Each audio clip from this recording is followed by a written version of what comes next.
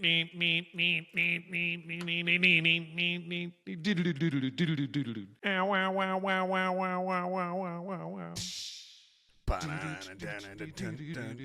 could use that same music. No. We got to come up with our own. Or maybe we'll just keep doing this, and that'll be our intro music. That's actually gonna be it. Okay, now you told me about this lamp. Before I read you this story. First of all, welcome everyone to another episode of Open House. I am Andres Gamboa, and Pat Roach is with me, our real estate expert. Hopefully you guys have your notebooks out to learn and take some notes about some real estate stuff. That is what the show is about, Open House. Of course, we are trying to give you all the ins and outs of the real estate industry that maybe you won't hear from your agents or other agents or your friends or your sisters or your cousins or your neighbors. And we are here to educate and empower the home buyers, as well as if you're an agent and you've been in real estate and you're trying to maybe level up your game, move into a different aspect of your career, this is the place for you as well. We're going to be sharing funny stories. Hopefully you guys have a good time. Welcome, Pat. Thanks for being here again. I'm excited to chat with you about some stuff. Yes, and you were making fun of me because I haven't bit the bullet and invested in some big time lighting features, and so instead I took this lamp off of my desk, which I can show you. Yeah. This is good. Here she is. So this lamp, let's see if I can turn it on. Oh, it is on. Oh no. It's on and her hips are not swiveling. So that means either that thing broke or that was one of the best parts of she's a beauty. So if you're listening in the car and you're not watching on wherever this is, just know that I'm holding up a lamp. The base of the lamp is a hula girl with a ukulele. I'm assuming that's a ukulele. Hey, man. And when you turn it on, her hips are supposed to sway back and forth.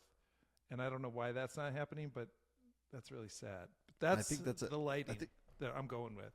I think that's a lesson for life, man. Sometimes people don't get turned on in the same way anymore, as they get older. That's an interesting tangent. Yes.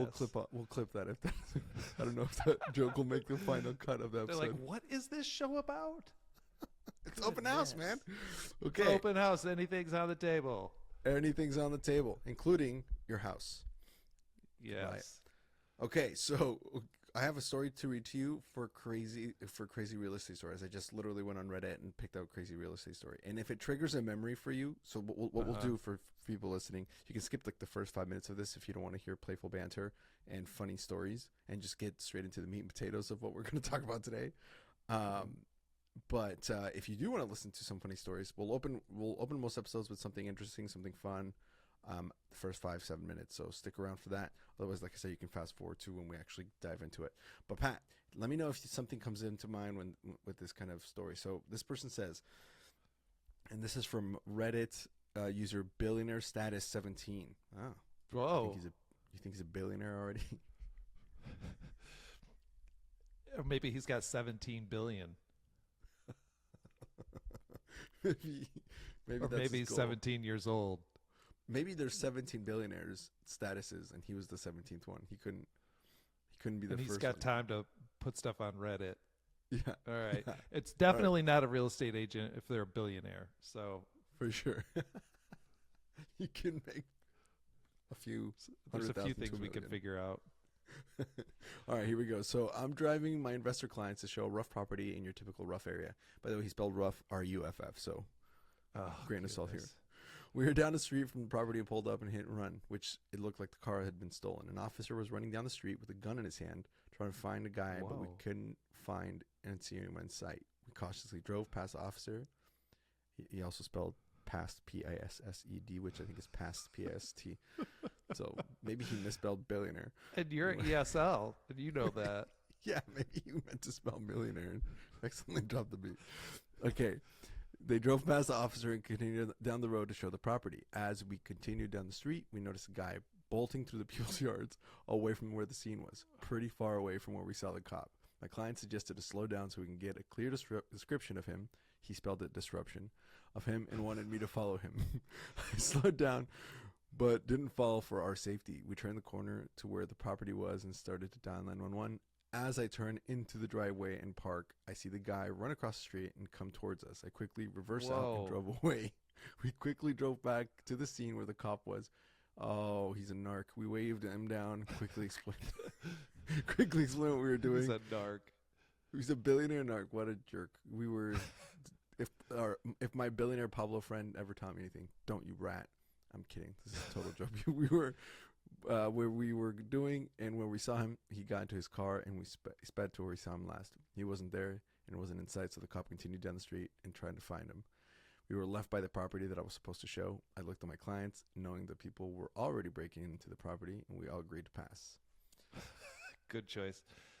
Well, he's got good judgment, and I immediately have thoughts of not a similar story to that, but so when I was in my first year in real estate, the craziest stuff tends to happen in your first year. I don't know why this is. Maybe it's because you'll take any business you can get and you just end up with difficult clients and difficult properties or whatever. But my first year, my cousin in Wisconsin called me and she was like, hey, I own a property down in a town called Dixmoore, Illinois, which is already an unfortunate town name. But so she's like, I've owned this thing as a rental for a while, and it's I'm done with it. It's Section 8. It's complicated. These people are not paying their rent, and it's a couple hours for her to deal with this property, driving each way.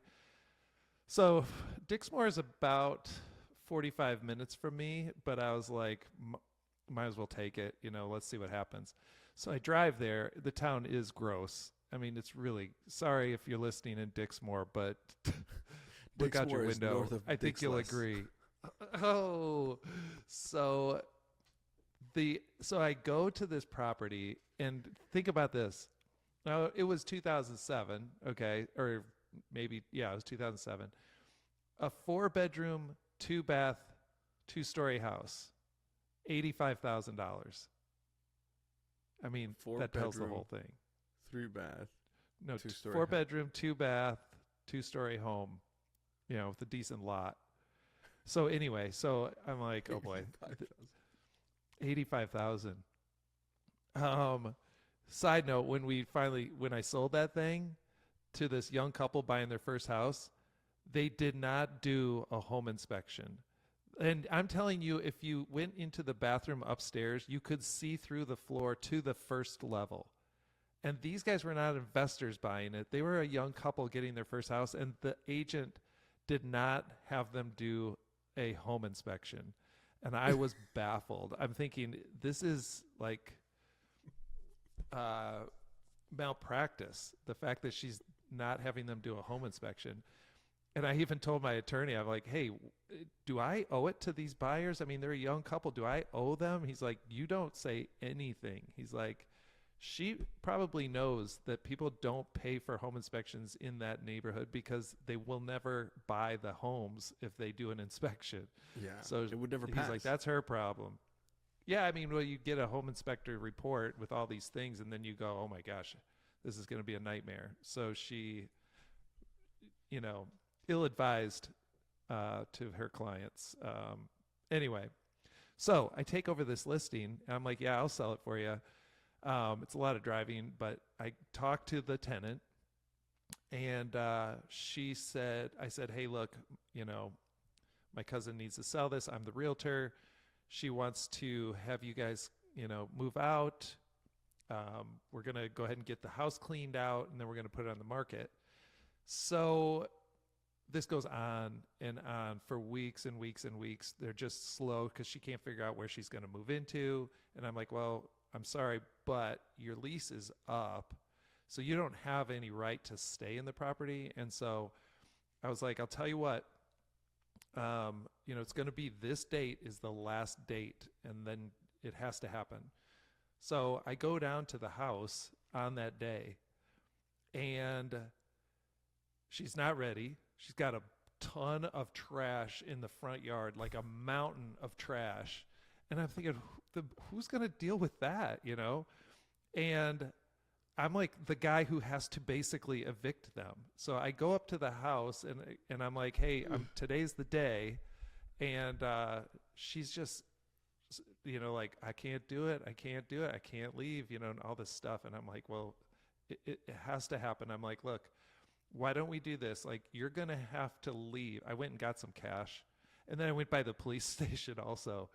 And I was like, hey, two things I need. I'm going to go down to this property. Here's the address. And I'm going to have to tell them they have to leave. Now, I don't know how they're going to take it, but if you guys wouldn't mind, like, kind of patrolling over in that direction in case things go south, I would appreciate it. And also, do you know anybody who could deal with a huge pile of trash?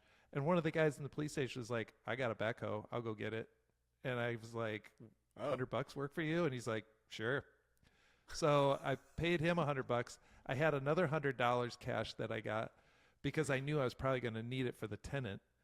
So when I get to her house, I'm like, look, here's how this has to go down. You can't stay any longer. It's just going to get worse. And eventually you're going to leave.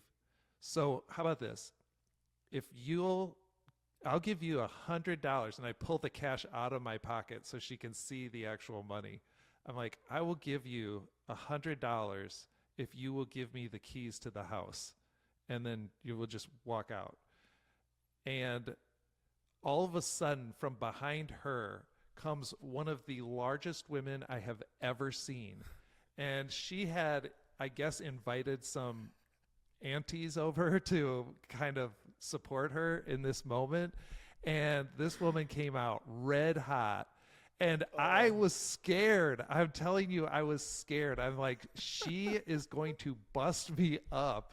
And she's coming at me. And I remember, like, we're in the front yard. And I remember getting on the other side of my car just so I had a buffer between her and me.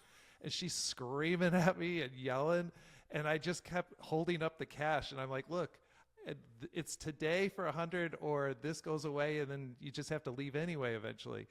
And that just kind of went on and on. She eventually gave me the keys and left, and I got the thing, and we dealt with it. But that was scary. That was scary. Dude. And it's the only property I've sold in Dixmoore. You might be surprised to know. Dixmoore. But anyway. How do you spell? Is it D-I-X? It is. And they're in the news on the reg because their water main breaks like all the time, and they'll be like, yep. Flooding in Dixmoore, another water main broke because they have no money. The town can't do anything. It's really sad, actually. Wow. So anyway, Dixmoore, downer in Cook County. Yep. Staycation.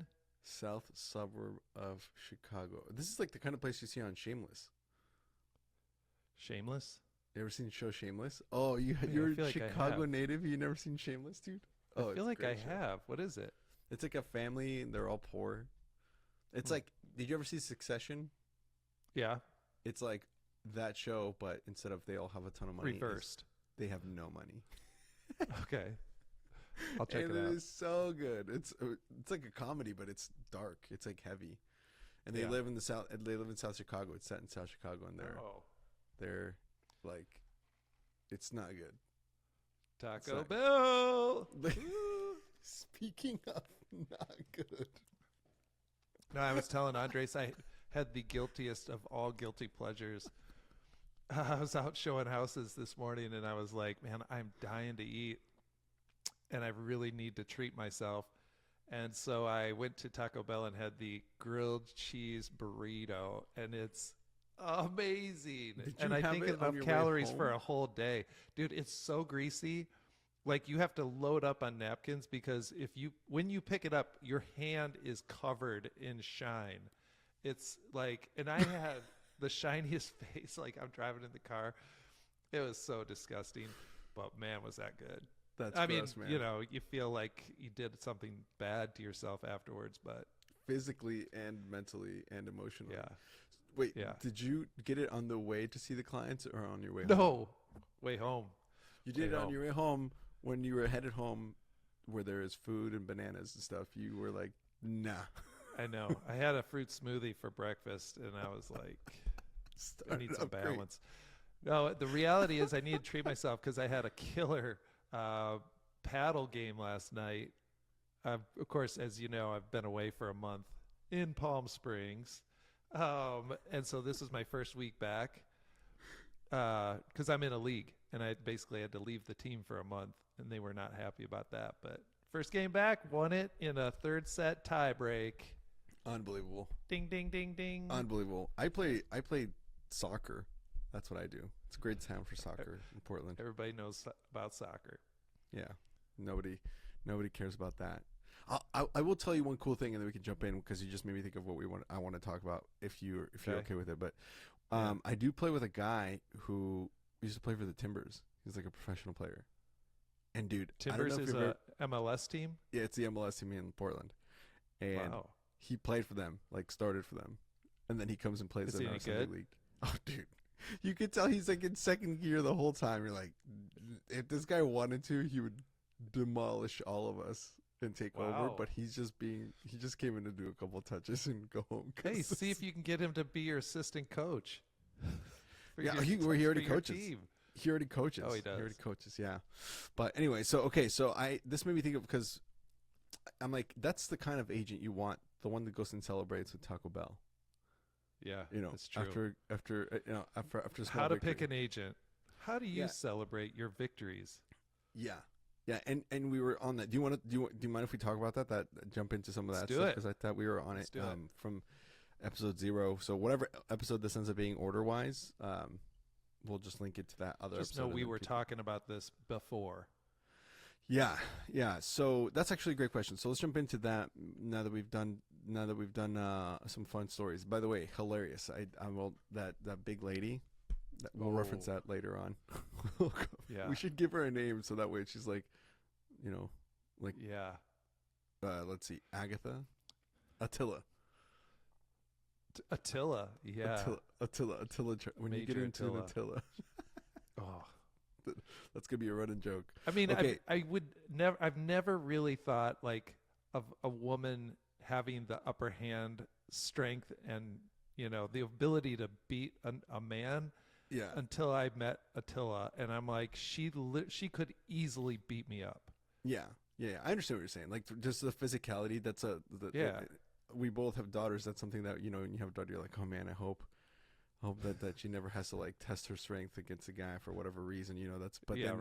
When it's your life in danger and it's a woman chasing you, and you're like, I'm not even questioning if she can kick my ass. I'm dead. She goes, I mean, I could have outrun her. That's for sure. But I would have run straight to the police station. Anyway, so what are we talking about? How to pick an agent? So let's talk about this. So let's set the scene. The most common reason that you need to know the information that we are going to discuss about how to pick an agent would probably be because you're buying your first home, right? Or selling, and you didn't like the agent that helped you get the house in the first place. Yeah, right?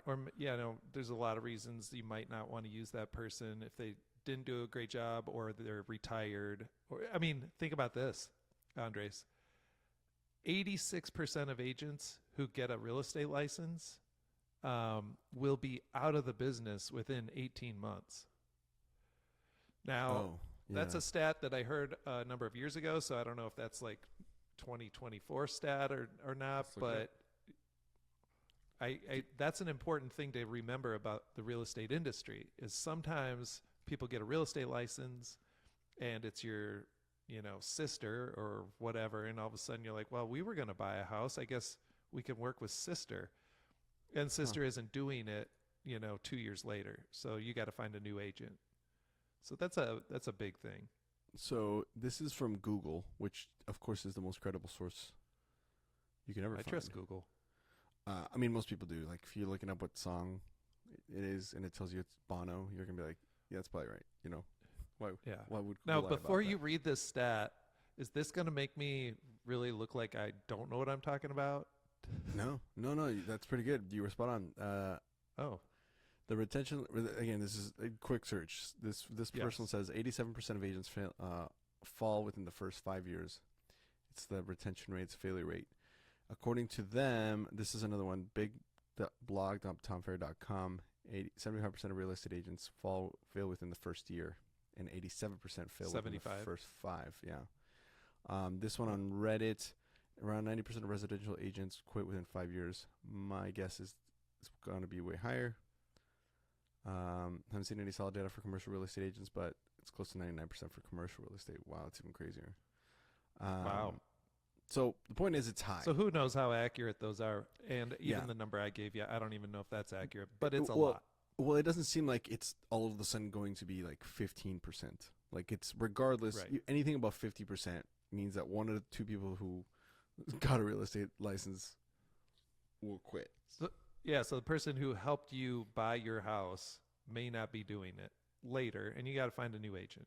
So that could be a big part of it. Or it could be like, I remember like when CG was like, she was like, I'm more of a buyer. Like, if I could do buy options. So they don't like to do the selling side of it. They only like to do the buying side of it. I don't know. So it could be something like that too, where the agent kind of refers you to someone else because they're like, I don't feel like selling the house. It could be anything, I'm guessing. But for whatever reason, you're like, hey, I need an agent. You got to get an agent.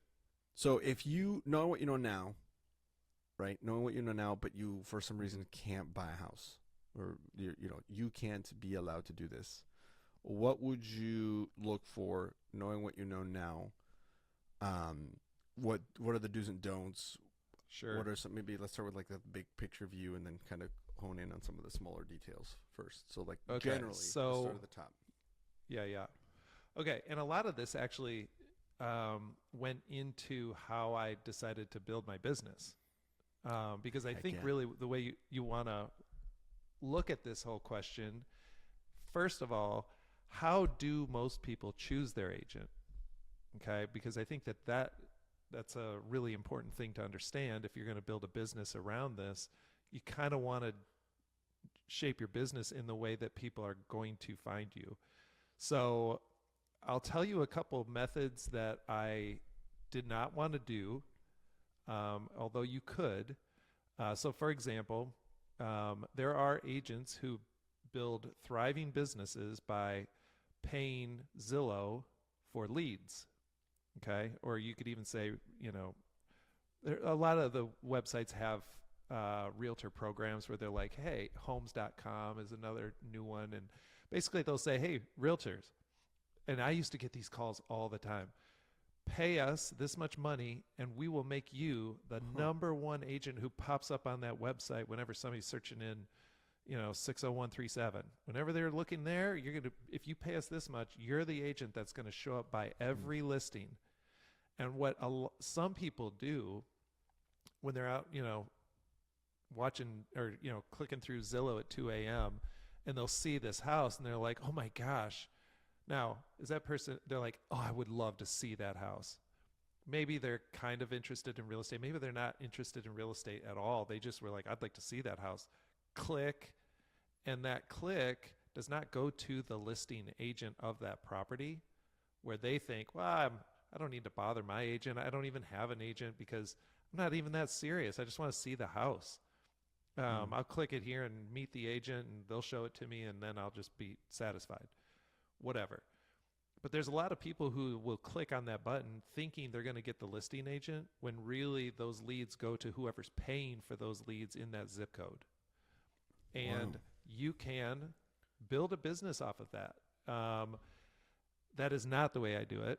Although I will say, to my shame, well, it's not shame, but just to the learning component, many times I thought, oh, I wish I just had a bunch of leads that I could just call and get some business because it's slow and I want some clients now. Basically, I would pay Zillow, $500 a month or whatever to get a bunch of leads, and it's horrible. Basically, the conversion rate that they tell you if you ask them is between 2 and 3%, meaning of all the leads you get, 2% will turn into an actual closing. So that's a ton of people that you got to talk to in order to get a client that ends up buying that you close.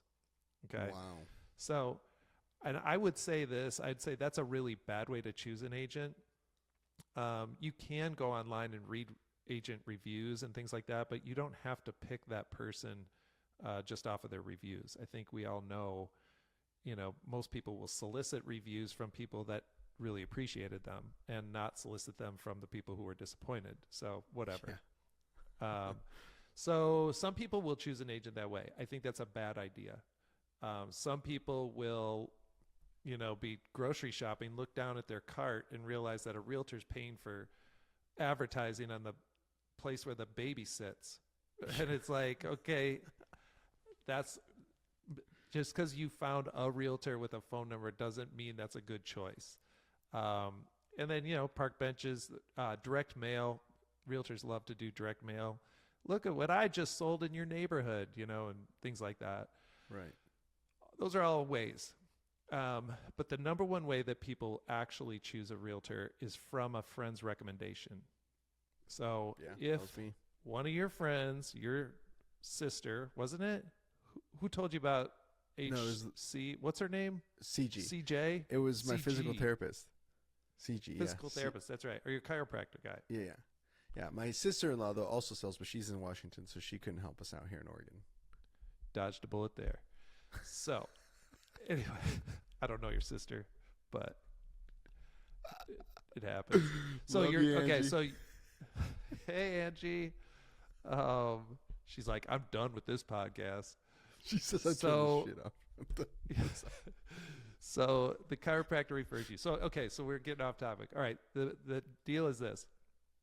If somebody you know and trust passes you a name, most people, they're like, done. I am done. This is good. That's all I needed. You say they're good, and I trust you. So for those reasons, I'm going to choose this person. And I would say that by and large, if somebody is enthusiastic about passing you a recommendation, a referral like that, that probably tells you as much as you need to know about the agent. And that tells you, like, this is probably a safe choice. Now, I think a follow-up question that you might want to ask is, how do you know that person? How do you know this agent? Is this someone you have personally worked with? I think that's a really good follow-up question. And the reason is because when you told me that your chiropractor recommended your realtor, my first thought was, I bet you they're in a networking group together. Now, I don't know if that's true. Do you happen to know if that's true? I do not know, but now I need to now I'm gonna ask. So there's groups like there's one called BNI, Business Networking International. Yeah. I was in that for a long time. It was super helpful. There was one that I was in for a very short period called La Tip. Oh boy. We went from Dixmoore to hey, La Tip, bro. Family show. So La Tip was like the French version of BNI. And I think that's a phrase that in France is like a referral. It's like, I'm passing you a tip, I'm passing you a referral type of thing. Still a bad name. But there are groups like this where what you do is you networking groups where there's one person from, there's one plumber, there's one electrician, there's one painter, there's people who work by referral. A mechanic, they all roofer, get together every week. Yep. And then you build a network of each, where you know each other. When you get a chance to pass some business, that's who you think of, and you try to build each other's businesses that way. Right. And I loved the group I was in for a number of years, but I was passing the most business, and I was getting a token here and there, and I was like, I think I use my time elsewhere. But yeah, because you have to spend money to be part of those groups too, and they're not cheap. Yeah. So it's I would say, depending on what stage you're in your business, if you're building a real estate career, highly recommend an organization like that, or create your own. But that's key. Now, the reason I go back to that's a good follow-up question is because if somebody goes, no, this is who I worked with when I bought or sold my house, and they're enthusiastic about you or passing that name on, then that is an agent you probably really want to work with. I think if somebody knows somebody from a networking group, doesn't mean that they're not good, but you might want to, have an interview with them rather than just start working with them. Right. Now, I know that a CG helped my chiropractor buy their house. I know that she was involved, Oh, but I don't know. okay. But I don't know if it was because they met. It still could be possible that they met in a group. Like I don't know how they first got together. Like who referred or like how that all came about. That's Yeah. a good question though. And I asked him. I just texted him. I'm gonna ask him, see what he says. Because But if he says, yeah, like he worked with her firsthand, then that's all yeah. you need to know. Well, I Yeah. know, and that's what he said. He handed me the card. He's like, "This is who helped us buy a house. She took care of everything. It was really, really easy. Like, this is what you want." I'm like, "All right." But you're right. I mean, Yeah. I should have asked. I mean, I knew it wasn't like his sister or anything, but like, I should have definitely asked because that's. I mean, it turns out she was great, but also like CG's great, and it was amazing. But then I think the deeper we go into this conversation, the more I'm like, based on what rubric. All I know is that the home buying process was simple, and she was very, very good about.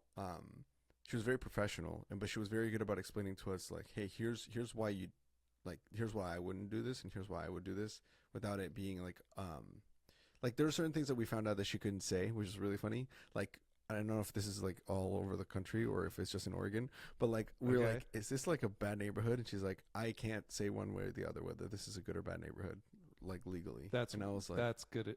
Yeah. well, Well, I oh, mean, yeah. I mean, if somebody asked me that, I'd be like, you could do some, researching on that. I'm not exactly sure how to answer yes. the question, Yeah. especially because, if you end up saying something that is racially tinted, Oh, oh my gosh, like that is, you could lose your license for something like that. Yeah. So, it's Fair best enough. to just go, hey, you could probably research that. Yeah, Um, and she did that. I She's would, like, "Here's the resources where you might want. This is the information I think you're looking for." And she sent it to us, and I was like, "Oh, cool." And it was, we're looking at like average income of the household crime rates, all that stuff, and those little maps and stuff like that. Which, by the way, if people don't know about, we should put those on the show notes of this episode, so you can click on those. do it. Yeah. So we'll find. We if got show notes. Yeah. But okay, so I guess my point was I didn't know. Based on how she presented herself and how she communicated, it was always very, very clear. But I think that those are pretty standard things that you should that like we can skip No. past those things. You know what I'm No. saying? Well, I guess what I'm saying is like you should. Well, maybe not. I guess my thing was, it should be a given that a good agent is a kind that communicates clearly and simply. You know what I'm saying? Yes. I feel like that's a given. Please, people listening, at least find an agent that can at least do that. I'm talking more about like relatively to a bad agent or a better agent, right? I don't know where CG lands. You know what I'm saying? Compared to like the 42 that you Yeah. have on your team, or compared to my sister-in-law, I don't even know Right. how to like judge or gauge that, or what rubric to Right. use for that. Even, you know what I'm saying? Well, and so there's, then that comes down to the question of, well, I want the best agent. Like I want the best agent. Well, you kind of have to define that before you Yeah. could really lock that down.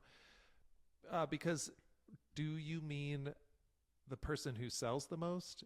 Because to be honest with you, I've seen some behavior in agents that are at the tippy top where I'm like, I don't Or think at that the was tip. really very client service, baby. So, the le tippy top. So, so here's what I've Such a experienced. good podcast, dude. I don't care what people say. Listen, people are not having fun listening to this. Who cares? Well, we are. We're having fun. And we might be the only ones listening to it. So Yes. I'm glad we're having fun. Anyway, sorry, keep going. I'm sorry to So, derail you. There's people at the top who have shady behavior. Oh, so what I've noticed when deals were more difficult, like during the recession, when deals were more difficult to do, there was a lot more negotiating that went into putting a transaction together. In today's market, there's way less negotiating because so much of it is just trying to compete to actually get the property. Like it's, Right. 5 people, they're all clamoring to get place. There's not a lot of negotiating going on. So in the old days, there was quite a bit. And if you're trying to work that price down, if I'm working with a buyer and I'm trying to get that price all the way down, what I noticed was if I had an agent on the other side who was elite status of volume of sales that I could stop short on the price, and I would know that they will go to work and convince their client to take the deal. Yeah. So, let's say they're, they're asking $350 for a house, and I think it's worth, $325 or whatever. And at $320, maybe I just go, look, buyer, if you're cool with this, I think maybe if we try to, you could get a deal on this one. If we get it for $325, it's fair. But if we get it for $320, it might be a good deal. And so we offer $320 and just go, yeah, that's as far as they're going. With some of the elite agents, I have had an experience where I've had the experience over and over where I go, they're going to talk their client into it, which isn't necessarily what an agent ought to be doing for you. Unless they are convinced that that is a fair deal or that it's the best that the seller can expect. Then, you kind of have to, at some of those times, you have to go, hey, can we have a heart-to-heart on this for a second? Because I know you want $350. And as we talked about before, other homes that have sold like yours have been selling closer to $325, and blah, blah, blah. And so you can kind of have to speak truth to people. We should have been doing that from the very beginning. I'm rambling a little bit, but just to say this. All of that makes a ton of sense. I've never even heard of this. But I if anybody else is not getting value out of this, at least I am. So okay. Thanks. Well, so really, here's what really I mean. Good to know. Yeah, so what I mean is before I put a house on the market, one of the things that is super important is that we go, okay, here's all the recent sales. You can see what these are selling for. Some of these are nicer than yours, and by nicer, I mean it has this, this, and this, and you don't. But you have these things going for you, and for those reasons, I think you fit in the market right about here with this price of X. Now, I want you to know that we should list this house at X plus however many dollars, for negotiation purposes. But if we're in the range of X plus or minus this many dollars, and I usually give them a window, I'm like, if we get an offer that is in this window, whether you take it or not is up to you, but you should know that an offer that's in this window is actually a fair market offer. That's a fair deal for you as the seller. If people make offers that are lower than this, and after exhausting our negotiations, they're not in that window, I will be the one who tells you, you could do better with somebody else. Okay? Unless the market proves that that isn't true, and we'll discuss that as time goes. Okay. Right.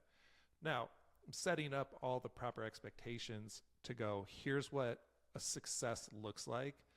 And once you have your client bought in to, okay, that's fine. And if my read on the market is correct, then we're not going to have a fight when it comes to negotiating and what deal to take and what deal not to take. It's kind of we've already agreed on that. Where it gets tricky is when, like, I just got an offer sent over to me today, and it's probably lower than my client's going to be interested.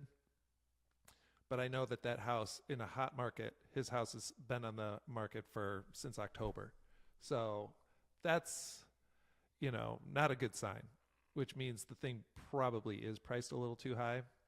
So he's going to have to come down, and it's probably going to sell for less than what I originally thought. So we're just going to have to talk about it and see what he wants to do.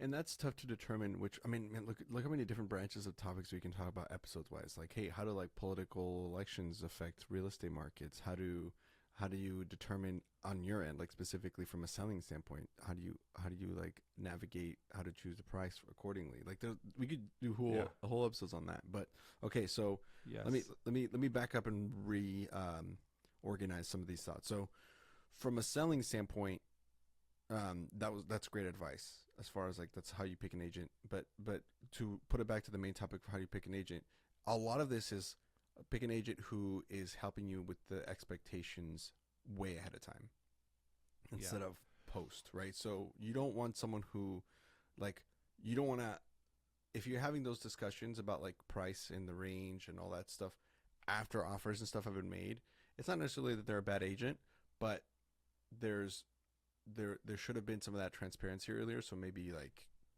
look into that and adjust that, or have those conversations before more offers start coming in, because it sounds like your approach is very, and why you're so successful is that there's a lot of transparency and a lot of prep, so that when the actual roller coaster ride of either buying and or selling the house starts, when you hit play on that, it's a lot smoother of a ride. It's not bumpless, but there's still going to be ups and downs, but you've controlled the drops and the peaks and troughs because you've set those expectations ahead of time and let the people understand, hey, here's what could happen, whether you're buying or whether you're selling. Am I reading that right? Yes, and I think that's, so you get back to how to pick a good agent and what does a good agent actually look like. The fact that you can sit here today reflecting on your experience and go, I mean, I don't know if she was awesome or not. I don't know the difference, but I know that the process went really smooth. She had answers for all of our questions. Everything got done and then didn't stress you out. I think that says she did a really good job. So I would say that is a success. And it sounds like it. And I'll tell you something else. And I think I wanted you to touch on this too, is just some of this will only come with time. So if you're sitting there and it's your first year in the business and you're trying to improve as an agent, if that's one of you, hang tight and maybe listen to more of these episodes to take some notes. But one of the things that we noticed too with CG that was really great, and I'm sure that this is something that my sister-in-law and yourself also have, is just their knowledge. It's just the experience. A lot of good experience and wisdom comes from bad experience. So sometimes you're just going to have to eat dirt until you start figuring these things, you feel your way forward in this industry. It's kind of how it works. But like, for example, so it was our first home, and there's a HOLTE program here in Portland. HOLTE stands for Homeowners Lending. It's something specifically for first-time homeowners, but there's stipulations on it. And basically, I'll try to simplify this, but because this is how good she was to explain this to me, that I can explain it like well myself to people. That was a good sign. Right. First of all, she knew about this. She was like, "Hey, here's how much you can afford." We got told that we could afford like $380 or something like that, which in Portland is not amazing. And she's like, "But there's this HOLTE program for first-time home buyers, which basically what it does is it's a tax abatement program for the first 10 years of a home being built." So obviously the first stipulation is that we have to find a home that's as new as possible. Ideally, like the paint's still drying, right? Okay. And so for the first 10 years, you don't pay taxes on the house, just on the land. It's abated. Whoa. Yeah.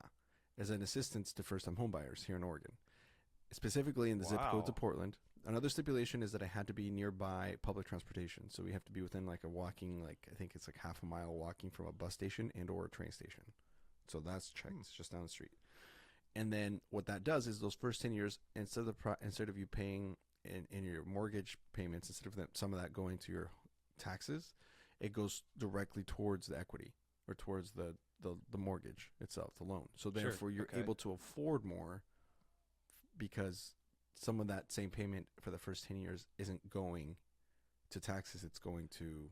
So what does the city get out of it? Are they like going, well, nobody wanted to buy in these neighborhoods and now they are? Yes, essentially. And so we got a up and coming neighborhood, right? So we don't Dixmoore. live in... Let's just call it Dixmoore. We're at like Dixless, right? Where it's just like... we're not at Dixmoore, but you can touch the tip from there. You know what I'm saying? We're close. So whoa. Don't make that into a reel. I won't make that into a reel. My point is, like, if I go in that direction, like a quarter mile, then it starts to get kind of sketchy. That way it's not bad. That way it's not bad. That way it's not bad. So we're like on the edge of like where it starts getting rough, but you can see a lot of new developments being built. Like you can see the neighborhood still turning. But whenever I tell people where we live, they don't go, "Oh, that's a nice neighborhood." Nobody is saying that about us either. You know what I'm saying? They're like, "Oh." Yeah. They're like, Thank "Oh, you for the information. You're way out there." Yeah. Like, why don't you come to our house? We'd love to host you. Yeah. Yeah. But it made it so so that another stipulation with that is we can't rent the house out, and we have to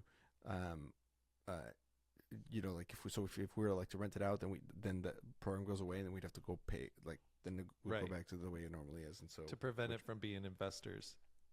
correct. It's specifically for like people who are. We were in our situation where it's like, hey, look, we're trying to buy a house. Owner The market's occupant. insane right now, right?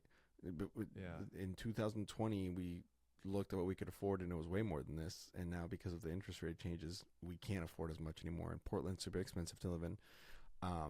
But we want to stay here because my wife's job and my wife's family's here. And so what do we do? And so she thought of that immediately, like right away. And then she explained it to us very clearly. Like we knew what we were getting into. And then when we found the financer person, he also explained it to us. And he was surprised at how well we knew what was happening.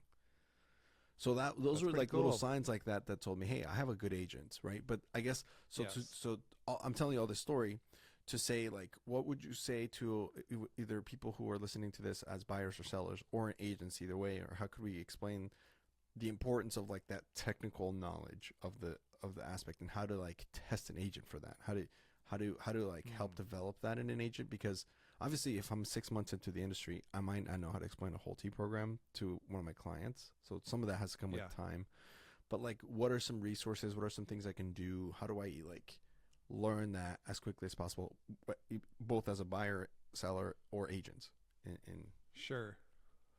Okay, so I guess if I'm thinking about what are the important things to ask a realtor or figure out about a realtor, okay. So what's interesting about this career is again, if you go back to how do most people choose an agent, they choose it because somebody they trust recommended them wholeheartedly. Okay, and that again, that says a lot. So I don't buy Zillow leads anymore. I haven't done that for 10, 15 years. I don't even remember the last time I did that. But I don't do any mass marketing. I don't do any direct mail or any of that kind of stuff. I barely do I don't do anything with social media. I don't do anything. We have a website, and that probably isn't going to get me any clients. So the reason I think that's important is because the way I focus my energy day in and day out is growing the number of people who know that I'm a realtor, and I have a direct conversation with them to say, hey, Andres, I don't know if you know this, that I work in real estate. I have a real estate company. I help people buy and sell homes as a realtor. And I was curious, if you had a friend who needed to buy or sell a piece of property, do you have somebody you're in love with that you would automatically send them to, or are you kind of unattached? Okay. Now, I'm not going to go into how to build the business in full detail here. The reason I'm role playing that is to say, once you say to me, because you would say, well, I got somebody, CG, she's awesome. And I would say, great, you're covered. But if you're like, I really don't, then I would say, well, I would love to be the person that you think of when your friends need real estate help. Okay. The reason I built my business that way is you get a couple hundred people who have had that conversation with you. That's enough people out there in the marketplace to go, hey, you're thinking about buying a place? I got somebody for you. You'll love him. He's great. Okay. Mm-hmm. Because we have a relationship, they're going to be excited to pass that along, right? Okay. Now, let's say you ask your chiropractor, he says, here, talk to CG, and you go meet with CG. I think what I would want to know about a realtor is how long have you been doing this, and how many transactions do you do every year, or at least for the last few years? What are you noticing about the market that we're in right now? Those are some super basic questions that you can learn a lot about an agent by the way that they answer those questions. Partly because, and this is partly what I do. One way that I actually have to pick agents frequently is I'll have clients that are like, hey, I'm moving to Knoxville, Tennessee, and I want you to sell my house, but I'm moving to Knoxville. And I'll say, oh, do you have an agent in Knoxville that you're working with? And they'll say, no, I don't. Why? Do you know somebody? I'm like, I could research it and find you somebody who's good. Okay. So this That's kind of cool. sets up the basic question. And they'll say, hey, yeah, that'd be great if you know somebody who's good. And I'm like, yes, let me work on that and I'll get back with you. Now, you can search for agents, like go to realtor.com or whatever, and you can pull up agents and it'll show how many transactions they've done and their reviews and things like that.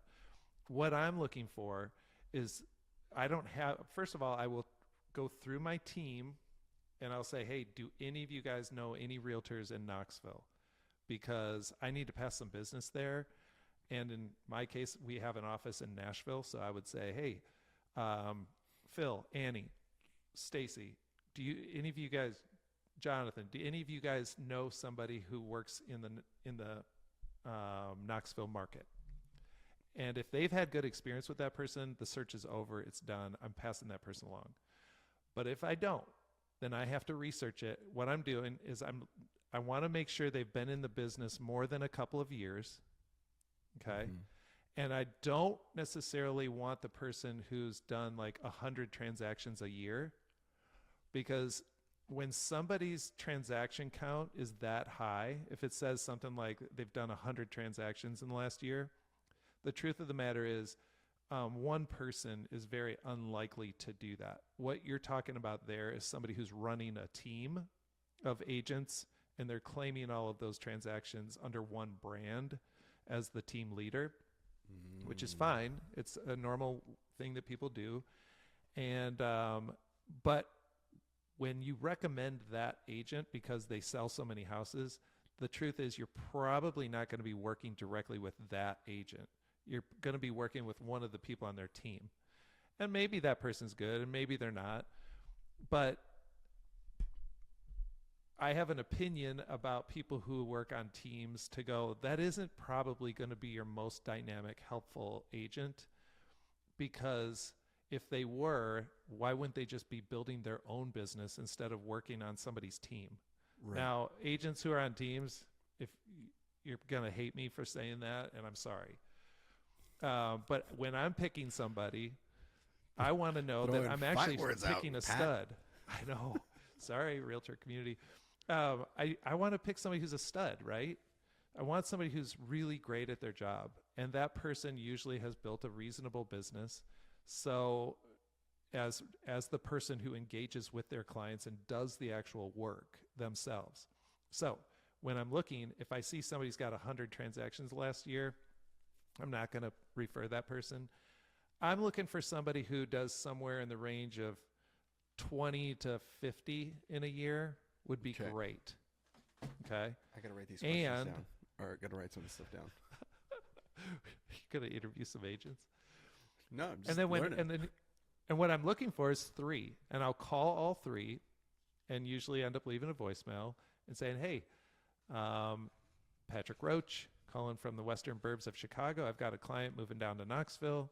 I was hoping you could give me a call back so we could discuss maybe me referring them over to you. And you will be shocked that some of those people will not return the call for days. Well, that's a problem, right? Yeah. Some of those people are going to call right away and they're going to go, hey, sounds like you got somebody coming this way. And I'll say, yeah, can you tell me a little bit about your business? How long have you been in the business? I'll ask them the same questions that I just went through. How long have you been in the business? How many transactions do you do annually? What would you say is the market that you're in right now? How would you describe it? Okay. Now, let's say all 3 do call me back. I'm going to definitely get a vibe on one of those that makes me go, oh, this person's really sharp. And maybe the other 2 are also, but you're just going to get a feeling like, yeah, this is the person I want. And that way, you can get response times, kind of vibes from talking to people, but getting them to answer those questions should really help clear up, is this person competent and are they going to be on the ball with what I want, high level of communication. Yeah. So that's brilliant. You get that, maybe there's somebody who could have done it better, but you're probably in really good hands. That's brilliant. I'm gonna add one more question that I always ask people, and this has made me money in all sorts of different ways, and I'll explain to you in a second. And then we'll close with definitely like red flags of Okay. if you see this in an agent, run. And then maybe that's Okay. we can and all we can people listening, if you have questions, you can always submit stuff, and we can always revisit this some more if you have more ideas. I just want to keep respectful of your time because we're Oh yeah. I got a client at 2:15. Yeah. So real quick, the question I always ask anybody and that knows more than I do about the thing is When was the last time you cried? No, that's a personal question I ask on a regular conversation. Come on. You can't get into my secrets. That is my question, though. I do ask people a lot that. I ask them, is there anything I'm not asking you that I should be? Ooh. And I feel like you've asked me that question. probably. But I asked like mechanics, anything like that. So my car got rear-ended. I went to the insurance company. The insurance company called me, and they were like trying to because I got hit. So they were like, we're going to try to get you your money, blah, blah. And I asked the lady on the phone, is there anything I'm not asking you that I should be? And she was like, actually, yes. There's a thing called something about the perceived value of the car that if you were trying to sell that car and that because it's been in an accident, it's now lost value because that's on the record now that it's on whatever. So they can actually, the other insurance company will actually send you money for the perceived loss of value of the car. Or something like that. And a lot of policies have that, and nobody ever asked for it. So I did. I got like a $1,300 check in the mail. Didn't do anything. Yeah, that question made me like, that's just one example. So actually, I think that's how actually the Holte thing got brought up with CG, because I think I asked her that, and she was like, yes, how to finance a home as a first-time home buyer. And I was like, what do you think we should do? And then I think that's how that actually ended up coming up. So ask your agent that. I thought the insurance person was going to say, you should be telling me how bad your back hurts.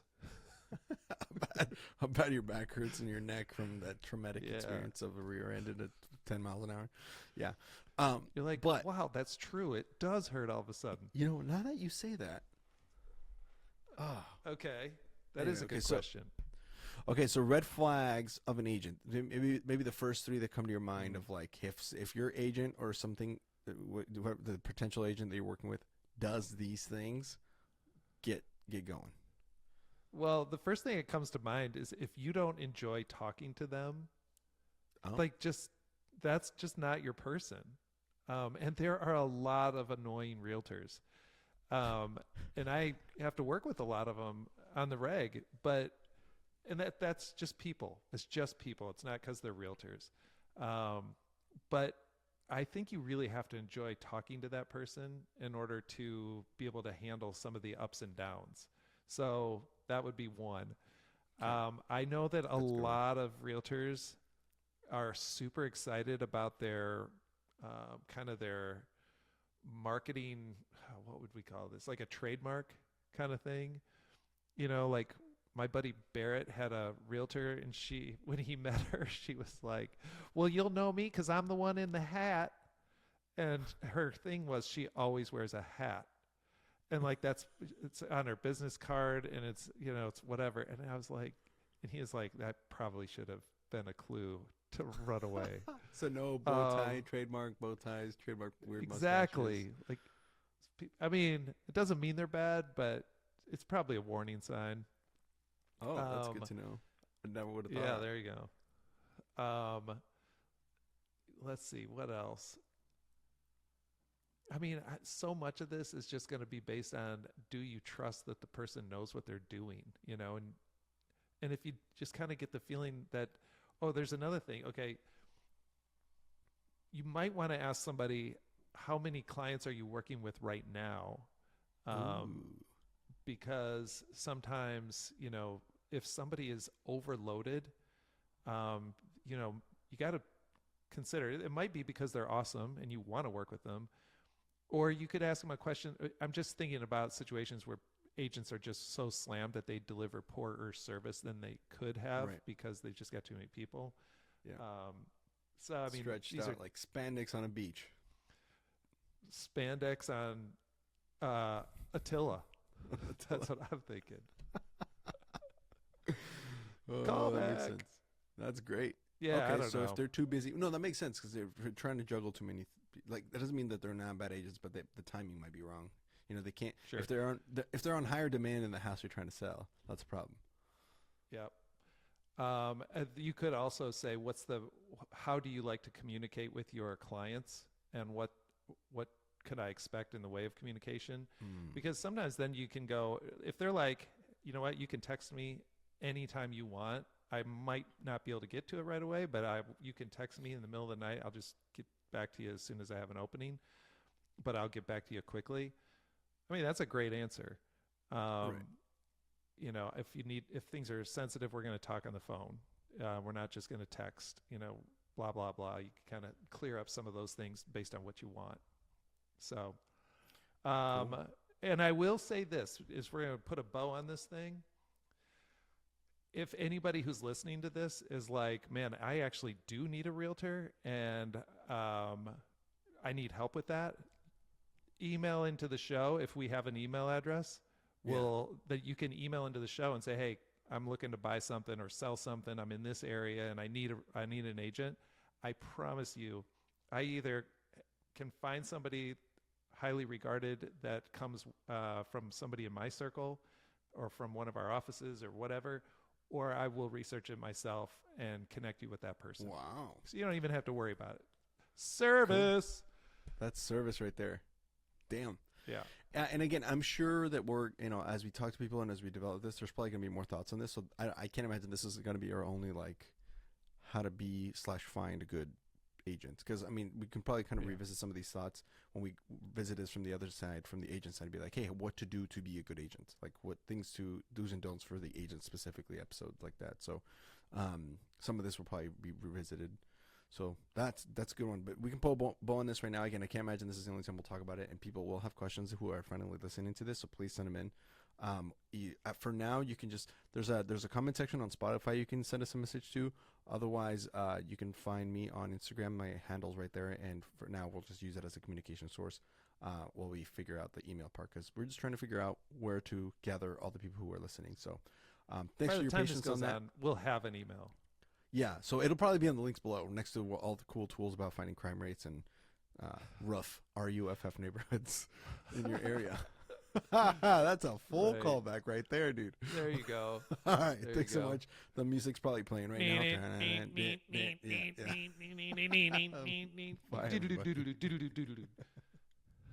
We need to start a band instead.